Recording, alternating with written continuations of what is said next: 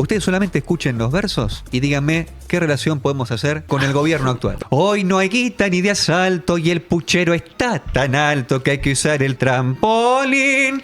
Si habrá crisis, bronca y hambre, que el que compra 10 de fiambre, hoy se morfa hasta el piolín. El ladrón es hoy decente, a la fuerza se ha hecho gente, ya no encuentra quien robar. Y el honrado se ha vuelto chorro porque en su fiebre de ahorro él se afana por guardar. Hoy se vive de prepo y se duerme apurado y la chivata Cristo se la han afeitado. Hoy se llega a empeñar al amigo más fiel, nadie invita a morfar, todo el mundo en el riel.